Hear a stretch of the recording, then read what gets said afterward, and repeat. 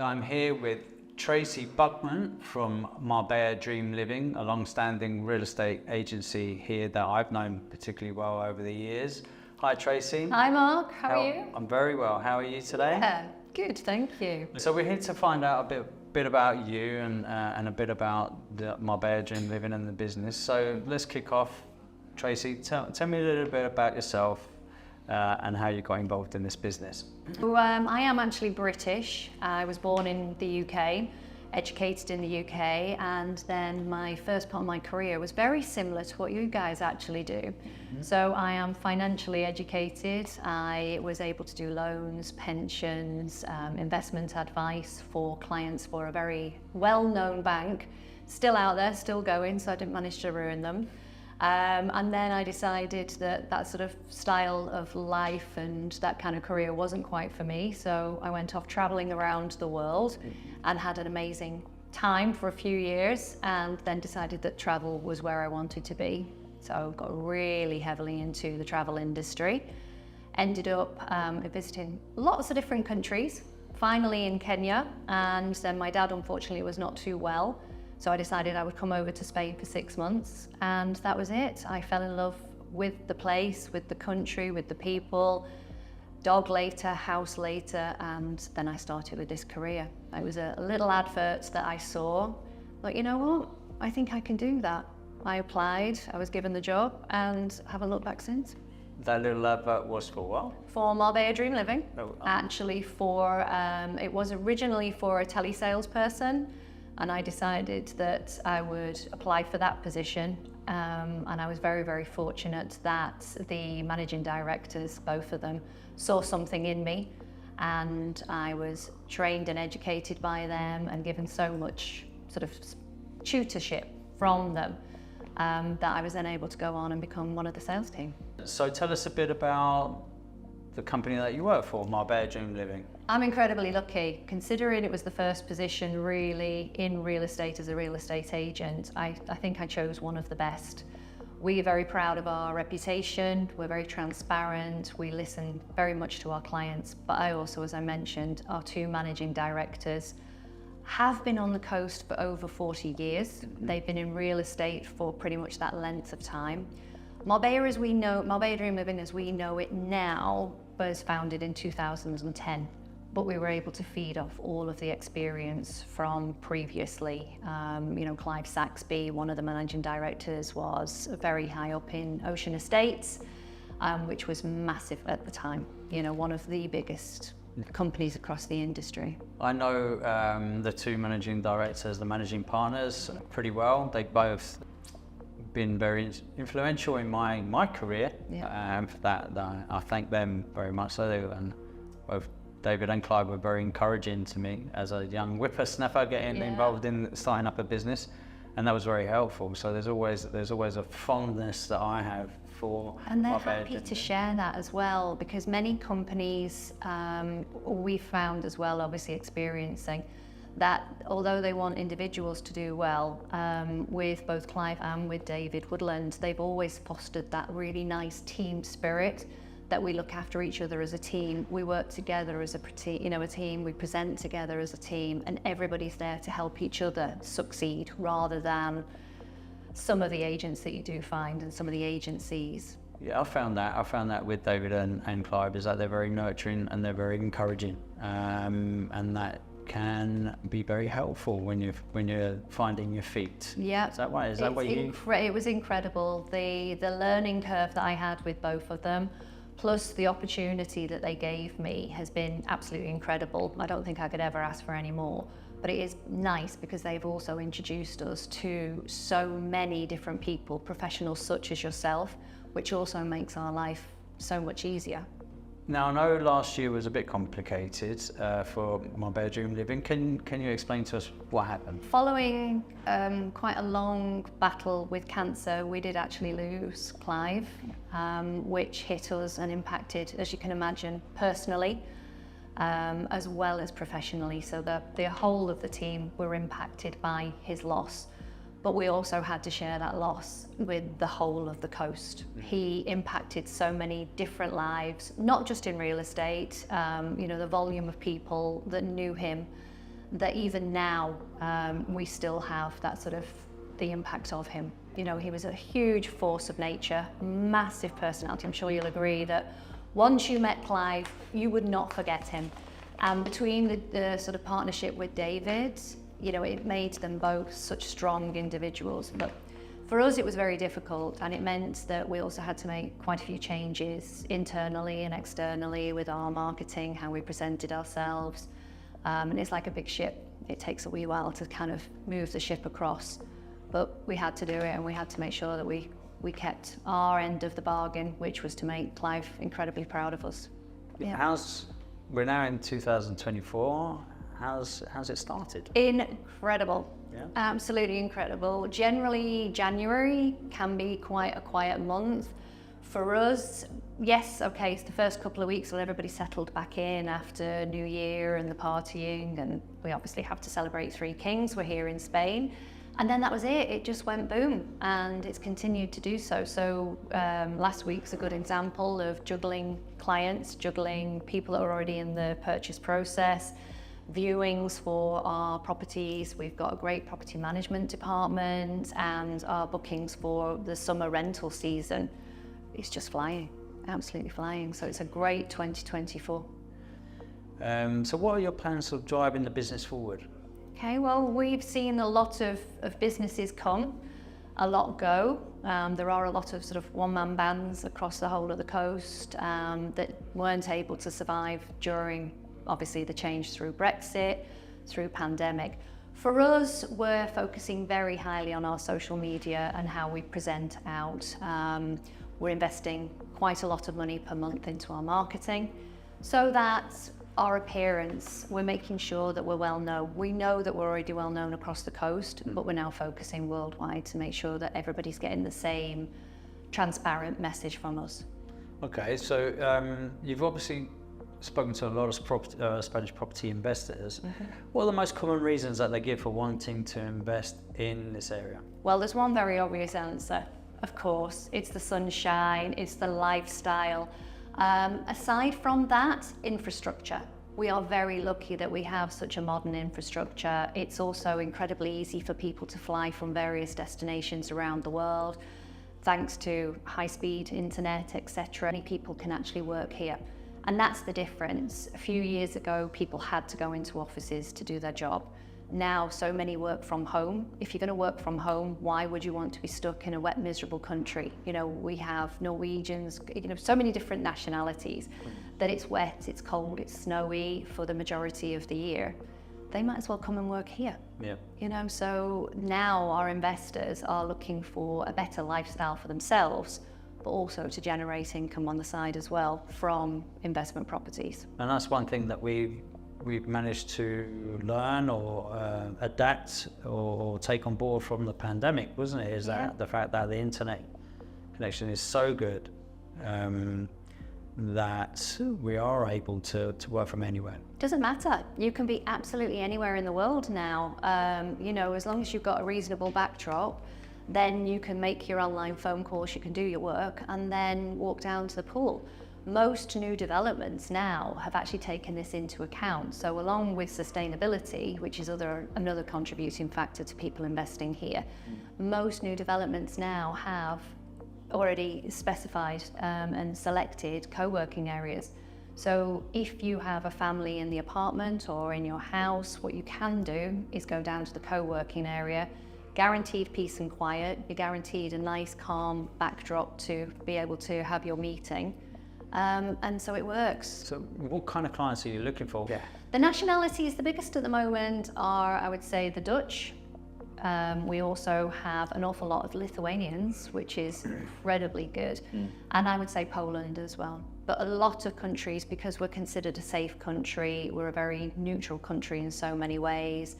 You know, obviously with all the government changes and the encouragement, take the mayor of Estepona, for example. Yep. Why would you not want to come here? So we're lucky that the country is actually marketing itself in a lot of ways. But yeah, lots of different nationalities.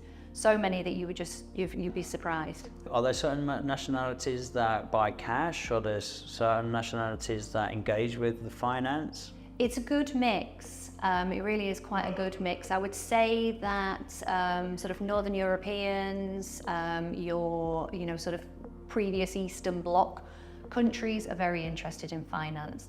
But what we find as well is it really doesn't matter the budget. What we try to do from the beginning is, and good investor knows this, that rather than using the money that they have in the bank, it's far better to actually seek finance and keep that money for something else. So this is where we kind of encourage our clients, regardless of their background, regardless of how much they're looking to spend, to speak to you guys first so that they can start to work out their spending power. It's a big thing for us to be able to speak to clients early in the decision-making process. There's a number of reasons. Number one is to make sure that they have the information to hand, that they can actually move forward with a plan, whether it be buying cash or with a mortgage.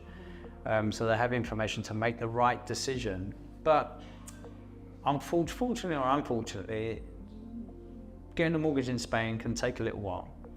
And it is a bit of a complex transaction. So at what point do you actually speak to clients about finance? We actually introduce it in the very first phone call.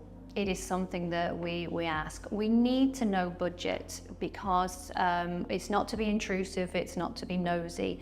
It's so that we can guide the client to the right property for them. So we like to introduce them as early as possible. It assists us because then we know where their budget is going to be so that we can show them the appropriate things. But also as an agent, for our clients, it really helps us because we can go in then when we're negotiating with the finances already in place. So that if somebody else is looking at the property at the same time as our client, we're almost a cash purchaser. Do you think that they expect it to be exactly the same as it is in their own country? Some countries do, and we do get that a lot, that in X country it happens this way.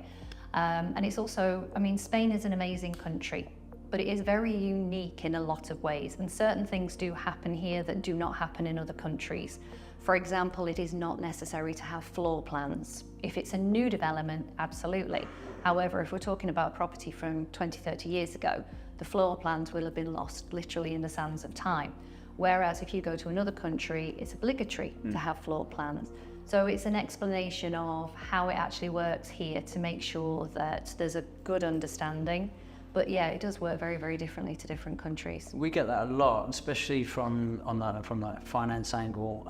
Clients will say to us, yes, but in my country, it doesn't happen. It's a much quicker process, or the banks are asking too many silly questions. In my country, they never ask that, which is a failure from our perspective, is that we need to be better at educating people that it is different here, and the sooner you engage or at least have a conversation with an expert about finance, the better it will be, the more prepared you will be able to take action. Yeah, I mean, we do also try to prepare the clients, and as I said before, we try to take the client from the start of the journey throughout. So although their conversations with you are completely confidential, often the client will actually call us and say, you know, for example, Tracy, I've received all this documentation. Is this normal? And obviously the answer in Spain, yes, it is. But a lot of it is for your protection. It's also to make sure that, you know, the guys at Fluent Finance can do the very best job for you that they possibly can. But the Spanish banks will have requirements. And we also have to educate our clients as well because of the percentage that they may or may not be able to borrow. A lot of countries you can borrow 100%. Many clients do arrive with that vibe, that's the feeling that it's okay, they can choose whatever they want, they're going to get 100% mortgage and they're good to go. And again, we don't want to shatter anybody's dreams, but we also have to make sure that we manage the expectation, and that's where you guys come in handy as well, is assisting us with that. What are your clients saying about the golden visa and not being able to do that? You know what the press is like. Anything like this, the press gets hold of it and suddenly it gets blown out of proportion. For our clients, we're making sure that they have all the knowledge that they need. To be honest, this is going to have very little impact. There are other visas out there that the majority of our clients are using anyway. You know, we're doing a webinar in the very close future to really go into a lot of detail for it. But for our clients, they know that there's other possibilities for them. And to be honest, if it's a British or an American client, for the majority of them, they're only going to be using their 90 and 180 anyway, because they want to maintain their life in their home country. They just want to have it as holiday. And if it's an investment property, then there's zero impact onto it. It may affect certain agencies. Yeah. But I think we've got to think of the bigger picture. I think a lot of agencies have always advertised on, almost like the Willy Wonka golden ticket. The golden visa is your freedom ticket. Whereas if you actually take each client's circumstances, their financial position, etc., then the golden visa being withdrawn is really not going to have too much impact. As long as you're listening to your client and making sure that you're working towards what they need, it shouldn't really impact them. Okay, so what are the main issues that Spanish real estate agents face in today's market, do you think? I would say at the moment, demand is great. There is a massive demand from every nationality, and that's a good thing. That's not an issue. It is, because it's supply.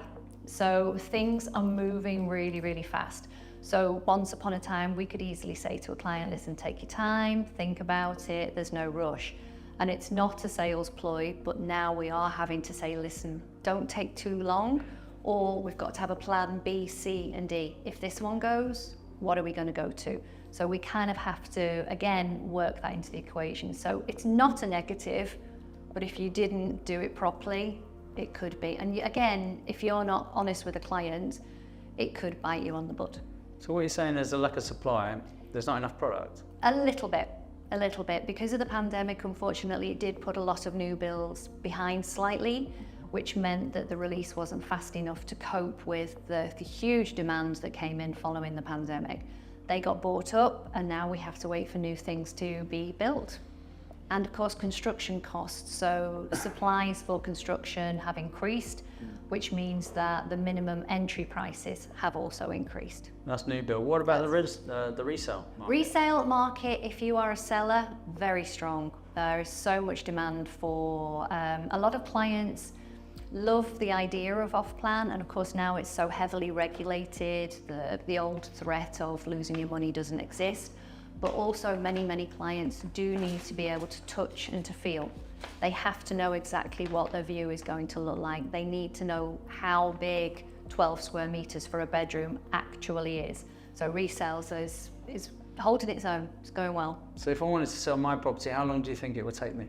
It depends on the property, the location, whether you're realistic with the price. I mean, obviously we try to guide you with the price. Yeah. If you put it on the market at too much, then you're not going to get any interest. But if I was motivated to sell? Some are going, literally. I mean, I had clients a couple of weeks ago. We were the very first to actually go and view it. It was a collaboration with another agent to see their property. They were the first in, they made an offer and it went. Some others, it can be 2 or 3 months. So they can go pretty quick? Yep. And new developments now, they can launch and sell out within weeks. What you're saying is, but because properties can sell quick, you need to really be ready before you start viewing. Yeah, absolutely. You need to have all your ducks in a row. Said once upon a time, you could take your time, you could go home, have a think about it, get your finance in place, and then decide to put an offer in. Unfortunately now, quite often when we're leaving a property, somebody else is going into view. You snooze, you lose. And also bear in mind that with new developments, they're increasing their prices consistently. So some of them, as they sell maybe 5, they'll increase the price. Or what they'll do is they'll hold a phase back, and that will come onto the market at considerably higher than the existing phases. What are your thoughts on the regulation or lack of regulation of the real estate market here? We would love to have regulation. As a very well-established company, our reputation, I think I've mentioned, is totally invaluable. Unfortunately, we have had clients come to us that have had the bad side of it. They've been sold the wrong thing, the agent hasn't listened. I mean, I've been to viewings where the agents just are not professional. They do not speak to their clients in a professional manner. They clearly do not have their clients' interests at heart. And to introduce some regulation, we would be absolutely fine. We would love it. It would make life a lot easier for us. And it will also, I mean, we've had to mop up pieces so many times with other agencies, and it's not fair, because then it gives us a bad reputation as an agency. as a result of other agents, but it's not fair on the clients and it shouldn't happen to them. They should be able to go in and expect a standard of service. They should expect that their agent is going to be completely honest with them and give them all of the facts. Like it could be a bit of a lottery then. Yes, yeah. So yeah, so longevity, track record, reputation. All of it, yeah, and also who your affiliates are and who you sort of work alongside of, and your reputation is critical with this. Perfect. Okay, well I think I'm done. Have I missed anything? I don't think so. I think, you know, from our point of view, working, as I said before, with a professional finance company makes all of the difference. And we know that our clients are in safe hands. So we know that we pass over to the team that the client is going to be helped to the full capacity. So from us, I think working alongside of you is phenomenal. I'd like to point out there is no commercial agreement. Absolutely none whatsoever. Between the two No. companies. The same with lawyers. We don't have any kind of commercial affiliation with lawyers or any other financial company. We have to make sure that the information given to our clients is completely unbiased and everything is done above and transparently, so no. Okay, well look, thank you very much. I really enjoyed our meeting today, our interview Me today. too. It's always lovely to see you. Hopefully I'll get to see David and the rest of the team soon. Thank Thank you. you. Thank you so much. Cheers. It's been a pleasure.